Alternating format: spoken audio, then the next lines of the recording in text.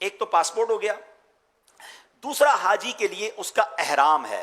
احرام آپ نے اچھی کوالٹی کا لینا ہے. احرام طرح طرح کے ملتے ہیں، احرام کوالٹی اسی وقت چیک کر لیں. کچھ لوگ پتہ کیا غلطی کرتے ہیں، احرام لیا اس کو پیک اپنے بیگ میں رکھ لیا، کھولا بھی نہیں، اور اس کے بعد جس دن باندھنا ہے اس دن کھولا.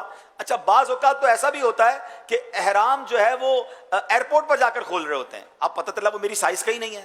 بعض اوقات ماشاءاللہ قد ان کا بڑا ہوتا ہے، تھوڑی ہیلتھ بھی زیادہ ہوتی ہے، اب وہ وہاں پریشان ہو رہے تھے کہ یار یہ احرام تو میرے جو ہے وہ کوالٹی میرے اس کی نہیں ہے. تو احرام چیک کریں. سب سے مین چیز تو اگر کوشش کریں کہ ایک کاٹن کا احرام لے لیں، ایک تولیے کا احرام لے لیں. تو اس میں کیا ہوگا کہ آپ تہبند اگر چاہیں تو کاٹن کی باندھ لیں، لٹھا جس کو کہتے ہیں، اور اوپر تولیے کا احرام لے لیں. جب ایک ایک سیٹ لیں گے تو آپ کے پاس ایسے 2 سیٹ بن جائیں گے. ایک بھی لیتے ہیں تو حرج نہیں ہے، لیکن جیسے میں نے کہا کہ تھوڑا سا ایکسٹرا لے کر چلیں.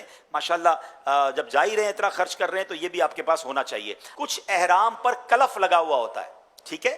اب جب کلف لگا ہوا ہوگا اور خاص طور پہ لٹھے پر، تو بیسٹ یہ ہے کہ اس کو گھر میں دھو لیں اور اس کو سافٹ کر لیں. بعض اوقات یہ ہوتا ہے نیا احرام پہن لیا، اب وہ کڑک کڑک سا ہو رہا ہے، چلنے میں بھی پرابلم ہو رہی ہے، اور بعض اوقات اس کی وجہ سے ریشز بھی ہو جاتے ہیں، آپ کو ہو سکتا ہے اس کی وجہ سے خارش بھی ہو. تو کلف لگا ہوا کپڑا نارملی جسم پر پہن کر لمبا عرصہ پہننا اتنا آسان نہیں ہوتا، تو اس کو سافٹ کر لے تاکہ آپ کے لیے تہبند باندھنا آسان ہو جائے. دوسری چیز ہو گئی آپ کے چپل، جو 2 پٹی کے چپل. دیکھیں احرام میں آپ نے ہوائی چپل پہننے ہیں، آپ نارمل شوز اور چپل باقی دنوں میں تو پہن سکتے ہیں، مگر جب آپ احرام کی نیت کر لیں گے تو آپ نے بہترین چپل لینے ہیں. یاد رکھیے چپل میں کنجوسی مت کیجیے گا. یہ ایسا تجربہ ہے کہ جس نے چپل کا ناقص لے لیے نا، اور چپل نے اس کو کاٹ لیا ایک بار زخم ہو گیا آپ کے پیر پر، اب یہ پورا سفر اس زخم کو لے کر آپ چل رہے ہوں گے.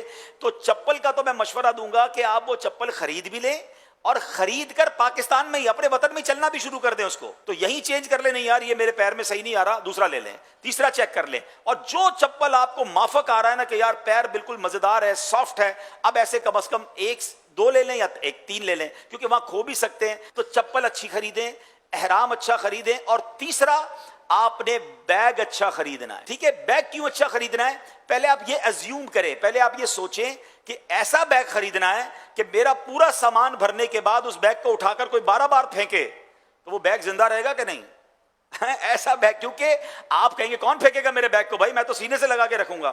حضرت آپ شاید احتیاط سے رکھیں گے، مگر جو ایئرپورٹ کا اسٹاف ہوتا ہے آپ کا بیگ اٹھا کر باقاعدہ بیلٹ پہ پھینکا جائے گا، بیلٹ سے اٹھا کے جہاز میں رکھا جائے گا، جہاز سے پھر بیلٹ پہ رکھا جائے گا، پھر بس کی چھت پہ رکھا جائے گا یا بس کے اندر ڈالا جائے گا، بس سے نکالا جائے گا. اتنی جگہ اس کے ساتھ وہ کچھ ہوگا کہ جس کا آپ تصور نہیں کر سکتے. تو بیگ اگر آپ کا مضبوط نہیں ہے اور اس کا ہینڈل ٹوٹ گیا، اس کی زپ ٹوٹ گئی، تو پھر آپ پھر بڑی تکلیف میں آ جائیں گے. تو یہ 3 چیزیں بیسٹ لینی ہیں. چوتھے نمبر پر بیگ لیتے وقت، یہ بیگ بھی ہم دکھاتے ہیں آپ کو.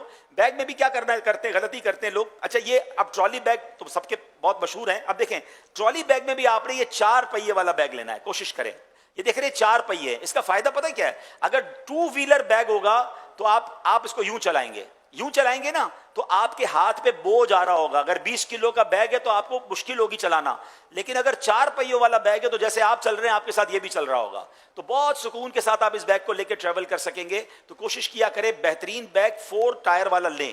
اچھا کچھ لوگ ٹرالی کے بغیر والا بیگ لیتے ہیں جو ہاتھ سے اٹھاتے ہیں. دیکھیں اگر آپ گاؤں وغیرہ کے ہیں تو ماشاءاللہ وہ تو تگڑے لوگ ہوتے ہیں، وہ اٹھا لیتے ہیں. ہم شہر کے لوگ اگر 5-10 کلو کا بیگ بھی ہاتھ میں ہے نا تو 1-8 کلومیٹر کے بعد وہ 5 کلو کا بیگ 50 کلو کا لگنا شروع ہو جاتا ہے. یہ اسکول بیگ آپ کو مینا عرفات کے لیے کام آئے گا، اور یہ آپ اپنے کاندھے پر آسانی سے پہن لیں گے. ایک کاندھے پر پہن لیں، دونوں پہ پہن لیں، تو اب آپ کا اس کا فائدہ کیا ہوگا کہ آپ کے دونوں ہاتھ خالی ہوں گے.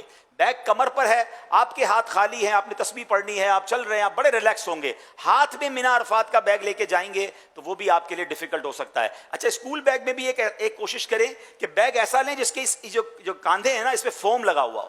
کچھ لوگ رسی والا بیگ لیتے ہیں کہ دونوں طرف رسی. ٹھیک ہے، اب اس کا بھی تجربہ کیا ہوا کہ جب رسی والا بیگ لیا اور اس میں وزن ہے پیچھے، تو تھوڑی دیر بعد یہ رسی بھی آپ کو چبھنے لگے گی. تو جب یہ سافٹ ہوگا تو یہ آپ کو تکلیف نہیں دے گا. تو انشاءاللہ آپ یہ دیکھیں نا، آپ کہیں گے یار یہ مہنگے مہنگے خرچے کروا رہے ہیں، اس نیت سے لیں کہ انشاءاللہ ان تمام چیزوں کے ساتھ کم از کم 12 بار مدینے جاؤں گا انشاءاللہ. تو یہ پھر کام آ جائے گا، آپ کے ساتھ بار بار جائے گا. تو خرچہ یہ آپ کو وصول ہے، ورنہ یہ وہ کنجوسی ہے کہ جس کی وجہ سے آگے جا کے ڈیفیکلٹی ہو جائے گی. تو یہ 3-4 چیزیں بیسٹ لینے کی کوشش